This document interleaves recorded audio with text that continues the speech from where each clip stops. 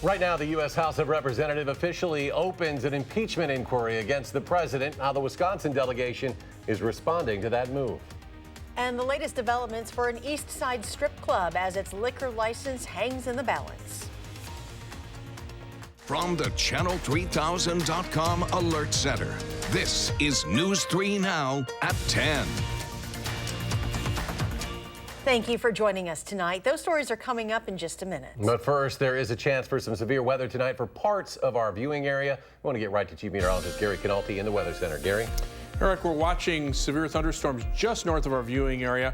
A tornado watch is in effect for Juneau and Adams counties, north and west of Wisconsin Dells, as well as much as central and northern Wisconsin tonight. You can see a pretty nasty line of thunderstorms moving through northern and central Wisconsin, but then a gap to the south. Right now, some storms are just entering northern Juneau and Adams counties, and there are severe thunderstorm warnings just north of there, but the southern part of the line is starting to fade. That might keep Madison from seeing any severe weather. That, when temperatures that are still around 70 here, but with dew point temperatures in the middle 50s, the air is much drier in the Madison area than it is to our north and west. So the severe weather threat may stay to our north. I'll have more details in our weather segment in just a few minutes. The Democratic-controlled House of Representatives is launching an official impeachment inquiry into President Trump. Well, this is a rare occasion that has only happened a handful of times against a sitting president. Speaker of the House Nancy Pelosi ended months of caution by the Democrats and announced the House is moving ahead with that inquiry. She accused the president of betraying his oath of office following a whistleblower complaint amid reports he may have pressured Ukraine to investigate political rival Joe Biden and his son. The president must be held accountable. No one is above the law. President Trump responded tonight on Twitter, calling it, quote, presidential harassment. CBS News has learned the president ordered the State Department and the Pentagon to withhold hundreds of millions of dollars in military aid just days ahead of a July phone call with the Ukrainian leader. As for the phone call in question, the president said he plans to release the full unredacted transcript tomorrow. Lawmakers here in Wisconsin are reacting to the impeachment news. Madeline O'Neill is here with this story. Maddie? Well, some Democrats are saying this is real and they're signaling it's full speed ahead for the impeachment process, while there are Republicans arguing it's a useless attack against the president. Republican congressmen in Wisconsin appear to be largely silent on social media, but Senator Tammy Baldwin posted on Facebook that she believes, quote, the House is taking appropriate action in response to the Trump administration's refusal to follow the law. Representative Gwen Moore is also voicing her support for the inquiry. Congressman Mark Pocan says it's long overdue. State Representative Adam Nalen spoke with us earlier today, saying he believes both parties should be working on addressing national challenges such as infrastructure rather than trying to remove the president from office. In this case, he's skipping the middleman. He's just coming out and saying, yeah, I did it, and yeah, my office held up the money, and let me save you any more time, and let's get to it. Let's dance. So I think everyone's like, all right, fine. You know, like it has solved much of what we were trying to get done through the other process, and he wouldn't let witnesses come.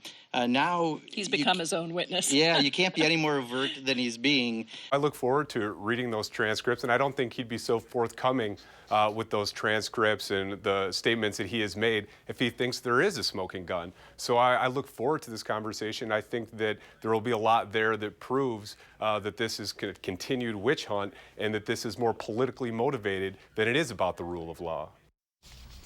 Lieutenant Governor Mandela Barnes used the opportunity to remind people to vote, tweeting while the whole impeachment inquiry is going on.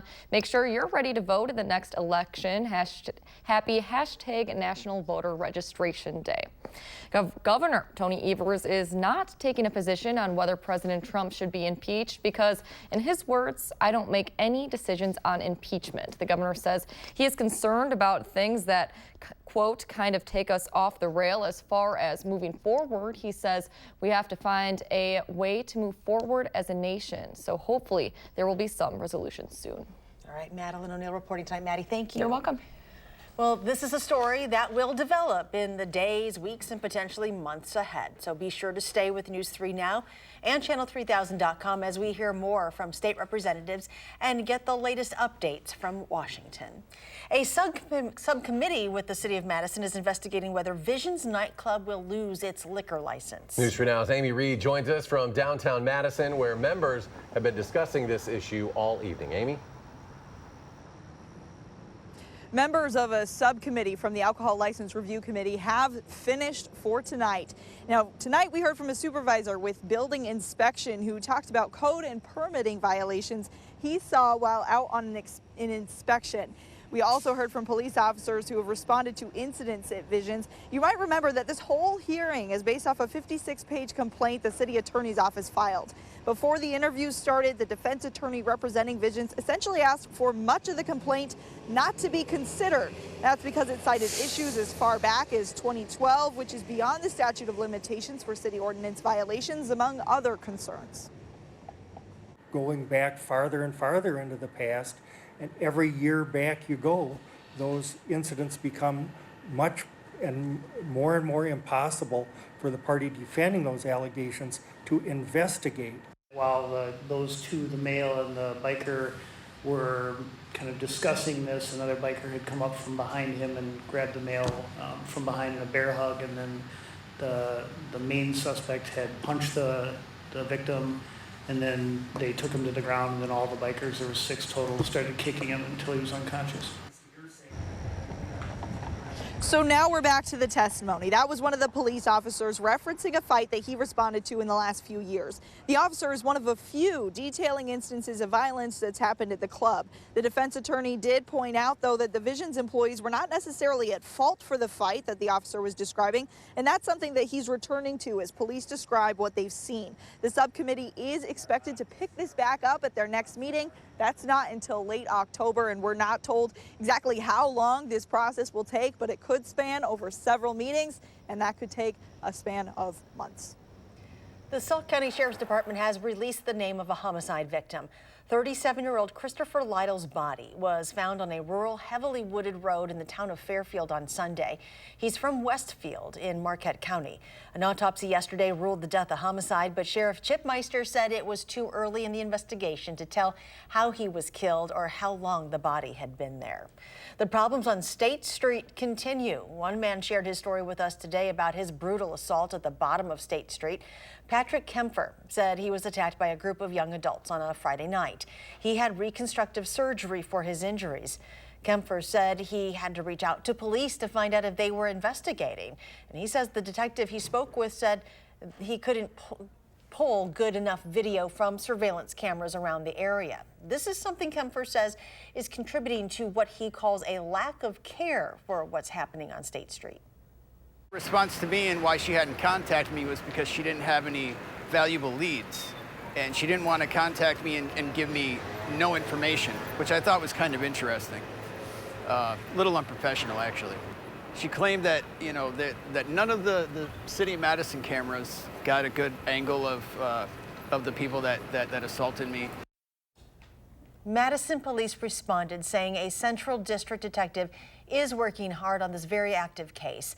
The detective has now secured good images of those thought to be responsible. These images have recently been distributed to all state law enforcement agencies. Madison police could not comment further on this since this is an ongoing case. Madison fire officials estimate a restaurant and bar on Madison's west side suffered $2.8 million in damage from a fire last Wednesday. Cowboy Jacks near Greenway Station caught fire about 3:30 in the morning that day.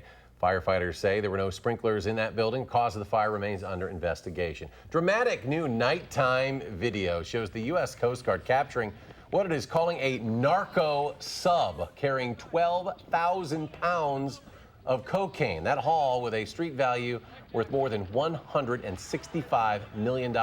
According to a news release, the 40-foot semi-submersible was found in early September. This was in the eastern Pacific Ocean. In the last week, the Southeast Coast Guard has reported seizing over 13,000 pounds of cocaine from smugglers. Stephen Avery's attorney has published a handwritten confession from a Wisconsin inmate who says he killed Teresa Halbach back in 2005. Now, the lawyer is calling it worthless unless corroborated. Yesterday, the director of an upcoming documentary on the case titled Convicting a Murderer told Newsweek his film crew was given a confession by a, quote, notable convicted murderer from Wisconsin. But Avery's attorney doesn't think it's credible. Posting the pages on Twitter, Joseph Evans of Boscobel claims he hit Halbach with his car, and then when he panicked, he took Avery's gun and shot her, and then used an old Band-Aid of Avery's he found to put his blood on the vehicle. He also wants $350,000 for that information, $200,000 more than the reward being offered. The Wisconsin Department of Justice tells us it takes all reports seriously, but this new information directly contradicts information previously provided by that same individual.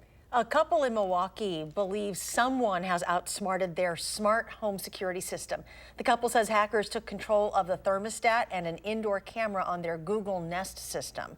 Samantha Westmoreland returned from work to a blazing hot home. The thermostat turned all the way up to 90 degrees. She thought it was a glitch, setting it back to room temperature, but the thermostat continued to go up, and a voice began speaking from a camera in the kitchen, then playing vulgar music.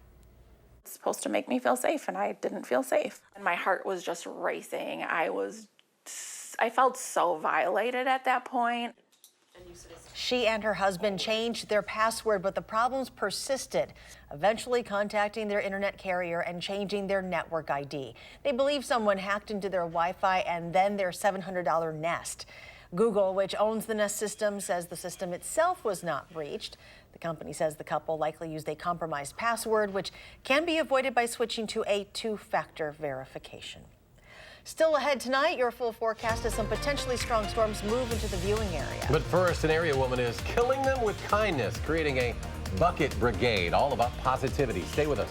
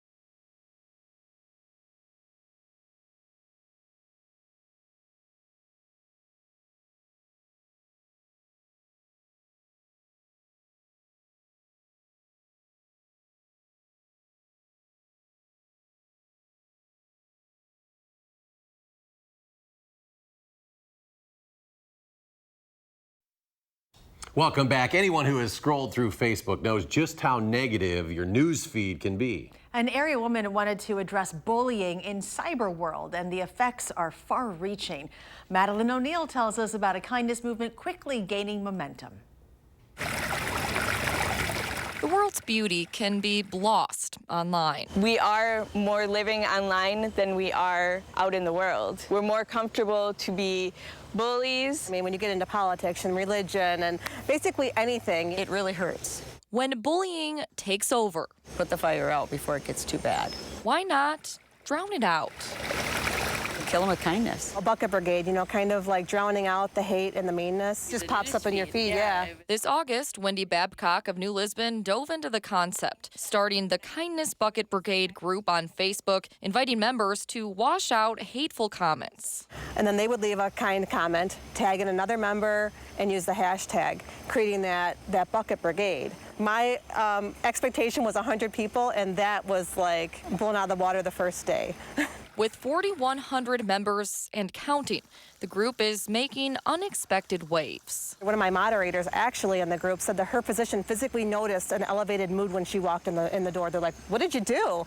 Wendy points to the dozens of positive posts in the group daily, taking over news feeds. People really are craving kindness. Beyond addressing bullying online.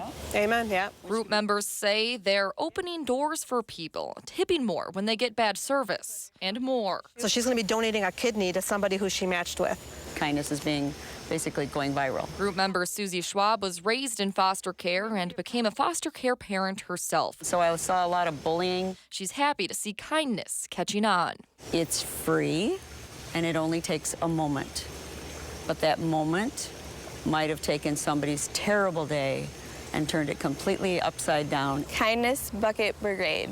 Another member, Melissa Bischoff, keeps her mother, who died by suicide, in the back of her mind as she spreads kindness online. I want to make the world a better place in her memory, knowing that had it been when she was here, she might still be here.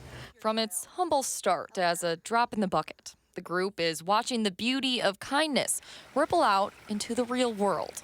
It's amazing what a little bit of kindness can do for people. In Madison, Madeline O'Neill, News 3 Now.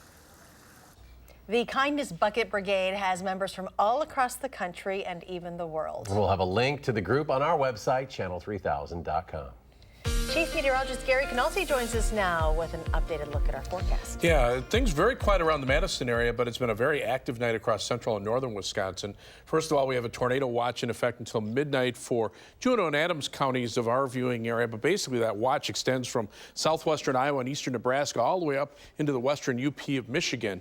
And if you take a look at the severe weather reports, several tornado reports in the western portion of Iowa, and then also one near Eau Claire, confirmed tornado near Elk Mound, just to the west of Eau Claire, around 7:50. Haven't had any reports of damage, but a lot of wind and wind damage reports through central Wisconsin, some hail reports farther back toward the west. But you can see this line of storms is kind of breaking into two. One area is going to the north, another is staying to the south, and there's a big gap in between. And the reason is the air is pretty dry over southern Wisconsin. Our dew point temperatures are still in the 50s, while they're in the upper 60s, close to 70, where these thunderstorms are rolling through. So right now, the strongest storms are in central Wisconsin. Severe thunderstorm warning in effect around Wausau, but no severe weather across our viewing area. And you can see on future radar that gap continues. So it's possible that much of southern Wisconsin may miss out on the rain altogether, as well as the thunderstorms and the severe weather threat. We'll just have to wait and see. Live view from the Edgewater Skycam in downtown Madison. Pretty quiet out there. It was a warm day today. Average high temperature is in the upper 60s. 68 is the normal high. Our high hit 81. The low 53. That was also well above normal. And right now we're still at 71 with mostly cloudy skies. The air, though, pretty dry. The dew point temperature only at 54 with a south-southwesterly breeze at 11 miles per hour.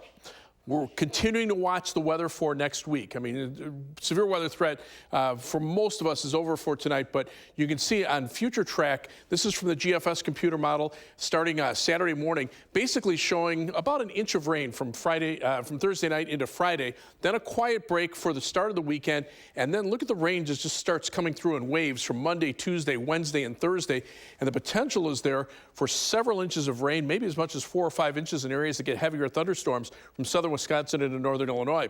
European computer model has a little less rain to start with from Thursday night into Friday, but it also brings more waves of rain as we head through Monday, Tuesday, Wednesday, and Thursday.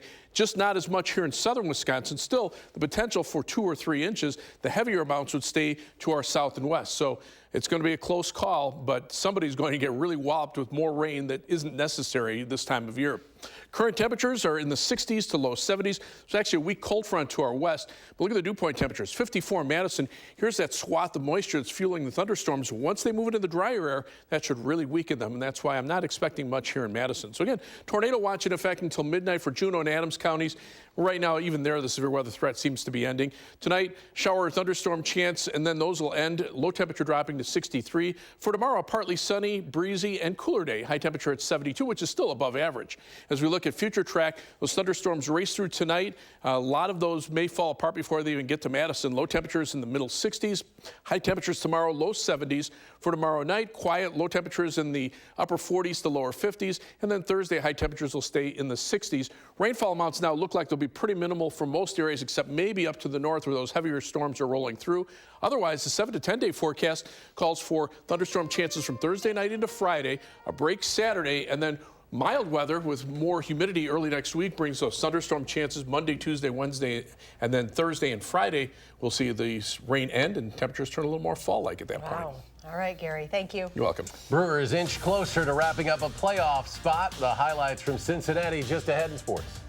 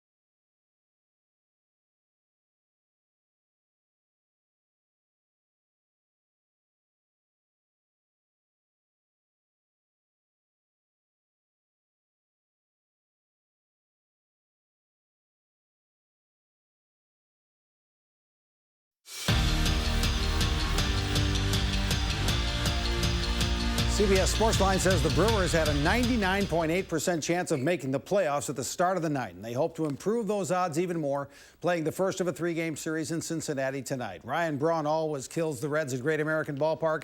Tonight, no exception. His solo homer in the second gets the offense going. Brewers end up leading it 4-2 in the ninth. Josh Hader comes in to save it. Jose Iglesias hits one to left, and watch the catch by Ben Gamel. The Brewers win, and their magic number for the playoffs is down to 1. Final score, Brewers 4, Reds 2. Other scores of note tonight, the floundering Cubs lost again, this time in Pittsburgh, so they're one loss or one Brewer win away from elimination. And the Nationals won a doubleheader from the Phillies, so Washington is a game ahead of the Brewers for that first NL wild card spot. The Badger football team, a 24-point favorite over Northwestern at Camp Randall Saturday morning at 11. But the last 18 times the Badgers and Wildcats have faced each other, it's 9 wins apiece. 2 Badger safeties won't play in the first half of the game for targeting penalties in the Michigan game last week. Eric Burrell and Reggie Pearson will serve those penalties Saturday. Defensive coordinator Jim Leonard says they've dealt with this before when Scott Nelson missed a half of the Michigan game last year. You look last year and Scott went to that Michigan game, and it's a late game. So not only are you sitting the first half, you got all day to kind of build up all that emotion, and then you just got to sit on it and wait. So I think it being an earlier game can help those guys just a touch, but you know, maybe the fact that both of them are in the locker room, they can help each other out and talk through some stuff. But yeah, it's a unique challenge, but you know, the biggest thing is they have to just get ready and prepare, and they got to be ready to jump in, and we can't miss a beat. It's a huge Prep Mania high school football game of the week. Verona at Madison Memorial. They'll play for first place in the Big 8. We're live with the game on channel3000.com Friday night at 7.